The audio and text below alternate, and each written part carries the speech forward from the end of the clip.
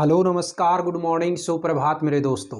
मैं आपका भाई आपका दोस्त अपने इस YouTube चैनल पर आप सभी का फिर से स्वागत करता हूं और अपने उसी मोटिवेशनल कोट के साथ है कि ना रुकूंगा ना झुकूंगा सिर्फ करके दिखाऊंगा। आज का हमारा जो टॉपिक चलने वाला है मेरे साथियों वो है एडवर्ब का पार्ट नंबर 7। इसके अंदर हम देखने वाले हैं पोजीशन ऑफ ए एडवर्ब। देखिएगा मेरे दोस्तों, कल जब मैंने आप लोगों को एडवर्ब का पार्ट नंबर 6 करवाया था उसके अंदर मैंने आप लोगों को बताया था ये पोजीशन ऑफ एडवर्ब क्या होता है। मैंने आप लोगों को कहा था कि जब कोई भी एडवर्ब किसी सेंटेंस के अंदर अपनी जगह अगर चेंज कर लेती है तो उस सेंटेंस का मीनिंग कुछ चेंज हो जाता है। उसी को हम क्या बोलते हैं, पोजीशन ऑफ एडवर्ब बोलते हैं। जिसके अंदर मैंने बोला था कि इसके हमें कई सारे रूल पढ़ने हैं, जिसमें से 4 रूल मैं आप लोगों को कल करवा चुका। जिसमें फर्स्ट जो हमारा रूल था, ये फर्स्ट रूल क्या है वो देखिएगा ध्यान से। फर्स्ट रूल में मैंने बताया था कि जो एडवर्ब होती है वो एडवर्ब उस एडजेक्टिव या उस एडवर्ब के पहले काम में ली जाती है जिसको वो मॉडिफाई करता है। समझ में आई? कोई भी एडवर्ब जिस भी एडजेक्टिव या फिर किसी दूसरे एडवर्ब को मॉडिफाई करता है तो उन वर्ड से पहले काम में लिया जाता है। दूसरा जो मैंने रूल बताया वो रूल क्या था कि कोई जो एडवर्ब होती है वो एडवर्ब किसी सेंटेंस के अंदर इंट्रांजिटिव वर्ब के बाद में काम में ली जाती है। इंट्रांजिटिव वर्ब कौन सी थी? ऐसी वर्ब जिसके बाद में कोई ऑब्जेक्ट ना हो। ठीक है। फिर तीसरा रूल मैंने क्या बताया कि जो एडवर्ब होती है वो एडवर्ब किसी सेंटेंस के अंदर ट्रांजिटिव वर्ब और उस ट्रांजिटिव वर्ब के बाद में आने वाला जो ऑब्जेक्ट होता है उस ऑब्जेक्ट के बाद में काम में ली जाती है। और चौथा जो मैंने रूल बताया वो रूल क्या था कि एडवर्ब जो होती हैं वो सेंटेंस के अंदर ऑक्सिलरी वर्ब और मेन वर्ब उन दोनों के बीच में काम में ली जाती है। ठीक है। ये इतने 4 जो रूल थे वो चारों रूल मैंने आप लोगों को रिवाइज करवा दिए, कल के वीडियो में ये मैंने करवाए थे। अब देखिएगा रूल नंबर 5 है क्या है। बहुत शानदार तरीके से एक एक रूल हमें समझ के चलना है। मतलब इतना शानदार तरीके से हमें ये एडवर्ब का टॉपिक करना है साथियों कि आज के बाद में कभी इसके ऊपर कोई माथापच्ची आपको ना करनी पड़े। इसीलिए मैंने कई सारे वीडियो इसके ऊपर बना चुका। मैं आज इसके अंदर हमारा 7th नंबर का एडवर्ब का टॉपिक, हालांकि एडवर्ब ऐसा नहीं है कि मैं पहली बार करवा रहा हूं अपने चैनल पे। एडवर्ब का टॉपिक मैं पहले भी करवा चुका, लेकिन उस टाइम पे केवल और केवल स्कूल लेवल के ऊपर चीजें थी। स्कूल लेवल के ऊपर जितनी चीजें पूछी जा रही थी बस वही करवा रहे थे। और अब इसको अपन पूरा डिटेल के अंदर कर रहे हैं, चाहे कोई कंपटीशन एग्जाम हो, चाहे कोई कॉलेज का हो, कोई स्कूल हो, किसी भी तरीके की कोई एग्जाम हो, आप उसको अच्छे से फाइट कर सकते हैं। देखिएगा मेरे साथियों, रूल नंबर 5 जो है वो 5 में क्या कहता है, एडवर्ब का प्रयोग 2 ऑक्सिलरी वर्ब के बीच में होता है। 2 ऑक्सिलरी वर्ब। अब आप कहेंगे सर ये ऑक्सिलरी वर्ब क्या है? अरे भाई, मैंने जब वर्ब का क्लासिफिकेशन आपको करवाया उस टाइम पे मैंने वर्ब का जो क्लासिफिकेशन के अंदर बताया था कि ऑक्सिलरी वर्ब है उसको मैंने कितने पार्ट में डिवाइड कर रखा है? 2 पार्ट में। एक तो हमारी हेल्पिंग वर्ब और एक मॉडल। तो जो हेल्पिंग वर्ब और मॉडल होते हैं ना उन्हीं को हम क्या बोलते हैं? ऑक्सिलरी वर्ब बोलते हैं। कोई ऐसा सेंटेंस हो जिसके अंदर 2 ऑक्सिलरी वर्ब आ रखी हो तो उनके बीच में हमेशा क्या काम में लिया जाता है? एडवर्ब काम में ली जाती है। देखिए यहां पे क्या है, he will always be happy. अब देखो यहां पे इस सेंटेंस के अंदर ऑक्सिलरी वर्ब क्या है? ऑक्सिलरी वर्ब है विल बी। कौन सी है? Will be.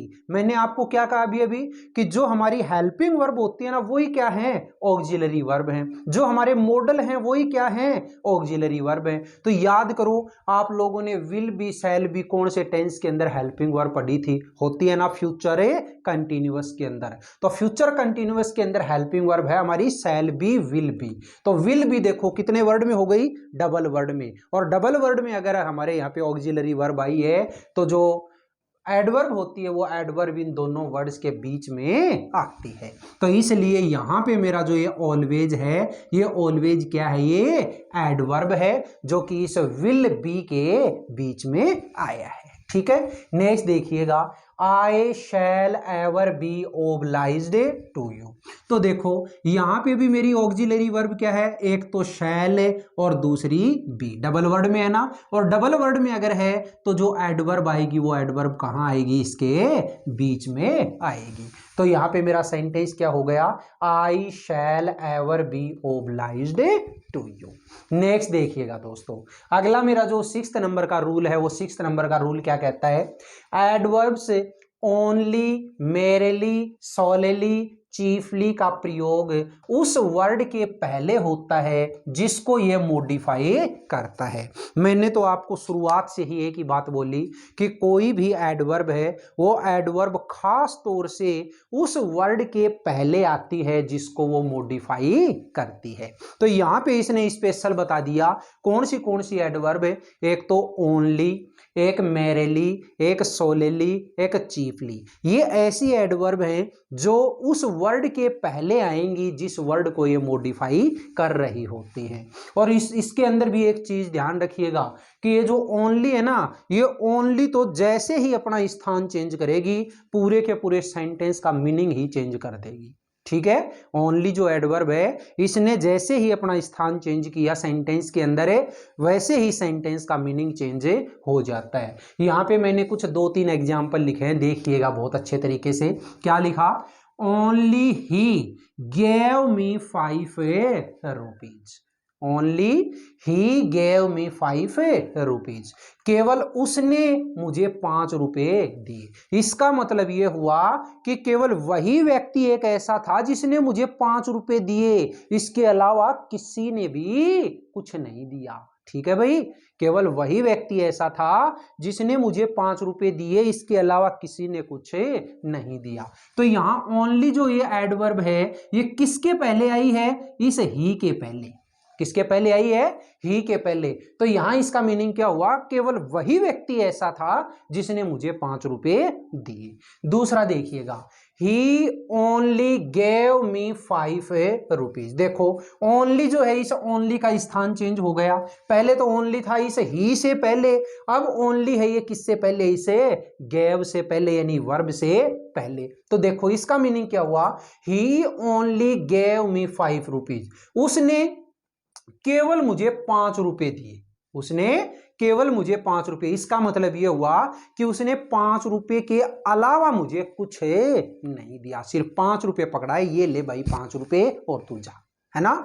तो उसने मुझे केवल 5 रुपए दिए, इसके अलावा कुछ नहीं दिया। तो इस सेंटेंस का मीनिंग ये है। तीसरा देखिएगा, he gave only me 5 rupees. अब देखो ओनली है, इस ओनली का स्थान चेंज हो गया, किससे पहले आया ये, इस मी से पहले, जो कि ऑब्जेक्ट था इस सेंटेंस का, इस ऑब्जेक्ट से पहले। तो अब इस सेंटेंस का मीनिंग क्या हुआ, देखो he gave only me 5 rupees, उसने केवल मुझे 5 रुपए दिए। इसका मतलब यह हुआ कि वहां पे खड़े तो और भी लोग थे लेकिन उसने केवल मुझे ही दिए, इसके अलावा किसी को कुछ नहीं दिया। ठीक है, नेक्स्ट देखिएगा आगे क्या है, he gave me only 5 rupees. देखो ओनली का स्थान फिर चेंज हो गया, अब ये ओनली है, ये किसके पहले आया है, इस 5 रुपीज से पहले। ही गेव मी ओनली 5, उसने मुझे केवल 5 रुपए दिए। ठीक है, यानी 5 रुपए के अलावा उसने मुझे कुछ भी नहीं दिया। ठीक है दोस्तों, तो ये देखिएगा जैसे ही ओनली का जो स्थान है वो स्थान सेंटेंस के अंदर चेंज होगा, पूरे के पूरे सेंटेंस का मीनिंग ही चेंज कर देता है। ठीक है, ये था मेरा रूल नंबर 6। रूल नंबर 7 देखिएगा साथियों, क्या कहता है, adverb of frequency. Adverb of frequency कौन सी, ऐसी एडवर्ब्स जो किसी काम के रिपीटेशन को बताती हैं। देखिए कौन सी हैं, ऑलवेज, नेवर, समटाइम्स, सेल्डम, इसी के जैसे मतलब और हो सकता है, ऑफन है, यूजुअली है, जनरली है, रेयरली है, फ्रीक्वेंटली है, ओकेजनली है, रेगुलरली है। तो ये सारी की सारी क्या है, एडवर्ब ऑफ फ्रीक्वेंसी है। तो देखिएगा इनका प्रयोग उस वर्ब के पहले होता है जिसको ये मॉडिफाई करते हैं। यानी ये वाली जो एडवर्ब है ना, ये एडवर्ब हमेशा उस वर्ब के पहले आएंगी जिस वर्ब को ये क्वालिफाई कर रही है, जिसको मॉडिफाई कर रही है, जिसको डिस्क्राइब कर रही है। देखिए सेंटेंस क्या है, the sun always rises in the east. तो यहां पे जो मेरी एडवर्ब है, ये एडवर्ब क्या है, ऑलवेज है ना। किसके पहले इसे किसको मॉडिफाई कर रही है, ये कर रही है दोस्तों इस वर्ब को, किसको, राइज को। तो ये जो राइज को मॉडिफाई कर रही है इसलिए इसके पहले आई। ठीक है, the sun always rises in the east, सूर्य हमेशा पूर्व दिशा में उगता है। नेक्स्ट देखो जी, क्या है, he sometimes goes to bed very late. तो देखिएगा यहां पे जो मेरी वर्ब है वो वर्ब क्या है साथियों, गोज, और इस गोज को मॉडिफाई कौन कर रहा है, समटाइम्स। इसलिए ये जो समटाइम्स है, ये समटाइम्स मेरी एडवर्ब ऑफ फ्रीक्वेंसी है जो कि इस वर्ब से पहले आई है। He sometimes goes to bed very late. ठीक है, नेक्स्ट देखिएगा rule number 8, adverbs of a frequency. जो एडवर्ब मैंने ऊपर लिखी है ना, यही एडवर्ब है, कोई दूसरी नहीं है। एडवर्ब्स ऑफ फ्रीक्वेंसी का प्रयोग ऑक्सिलरी वर्ब के बाद होता है। कोई ऐसा सेंटेंस दे दिया जाए जिस सेंटेंस के अंदर क्या आया है, ऑक्सिलरी वर्ब आई है। अब आप कहेंगे सर इसके अंदर ऑक्सिलरी वर्ब नहीं आई क्या, बिल्कुल नहीं आई। कहाँ दिखाई दे रही है, यहाँ पे कोई हेल्पिंग वर्ब या मॉडल कोई दिखाई दे रहा है क्या, नहीं दे रहा। इसका मतलब इसके अंदर ऑक्सिलरी वर्ब नहीं है ना। तो यहाँ पे क्या बोला कि एडवर्ब्स ऑफ फ्रीक्वेंसी का प्रयोग ऑक्सिलरी वर्ब के बाद होता है। देखो जी सेंटेंस देखिएगा, ही is always at home on a Sunday. देखो यहां इस सेंटेंस के अंदर ऑक्सिलरी वर्ब क्या है मेरे दोस्तों, इज है ना। तो इज के बाद में क्या आई है, एडवर्ब ऑफ ए फ्रीक्वेंसी आई है। ठीक है, he is always at home on a Sunday. दूसरा सेंटेंस देखिएगा, do you often go to the cinema. यहां पे मेरी जो एडवर्ब है, सॉरी वो क्या नाम, ये ऑक्सिलरी वर्ब है, वो ऑक्सिलरी वर्ब क्या है, डू।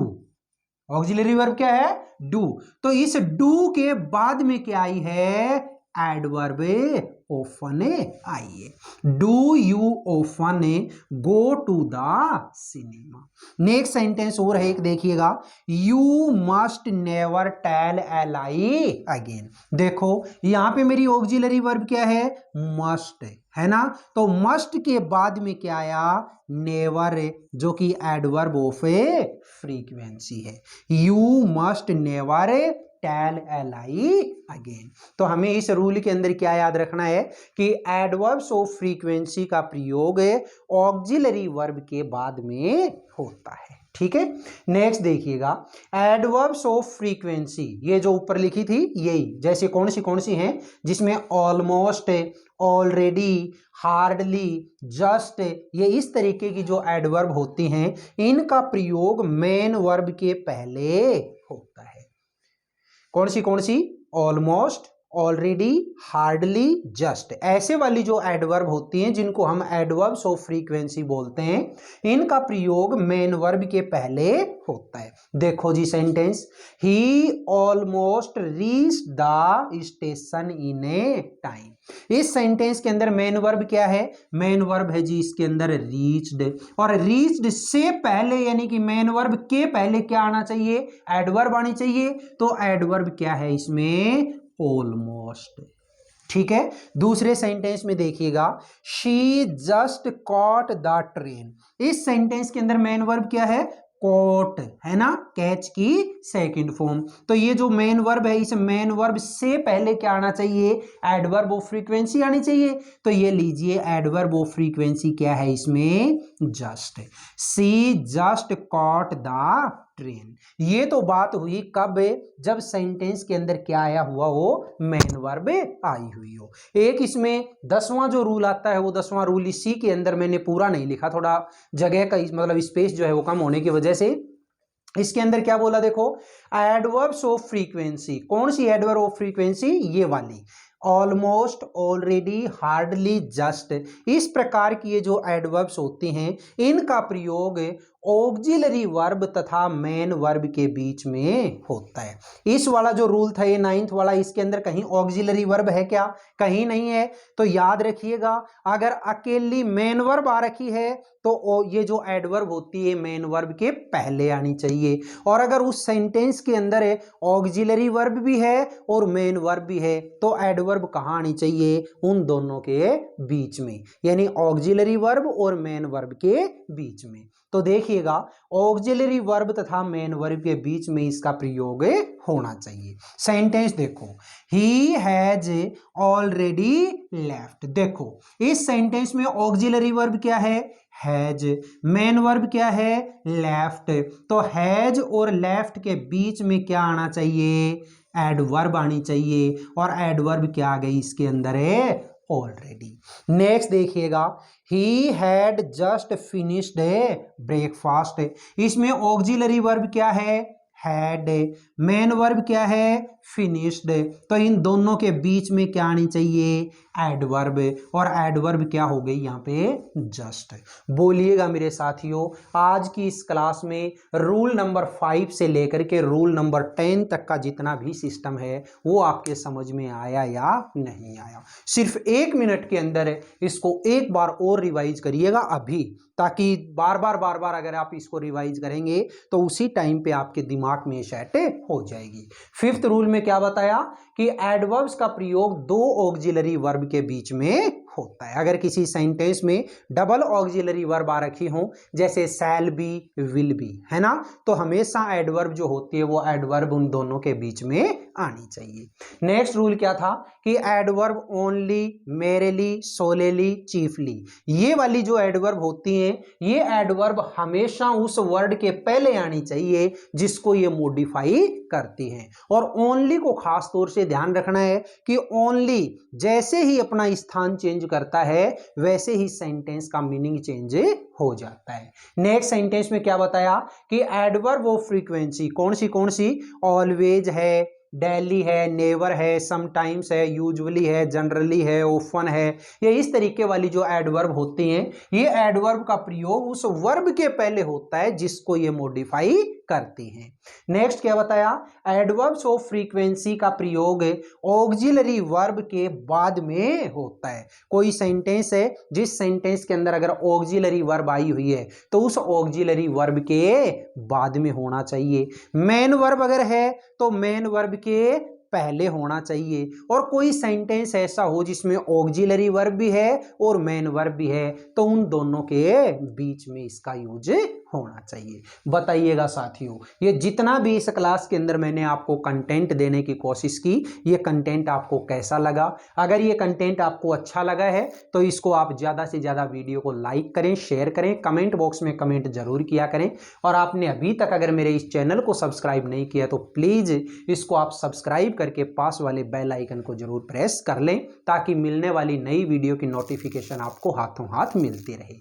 फिर मिलेंगे मेरे प्यारे साथियों अगले वीडियो में। तब तक के लिए आप हंसते रहिए, मुस्कुराते रहिए और बहुत शानदार तरीके से अपने इन वीडियोस का आनंद लेते रहिए। All the best, see you again next time.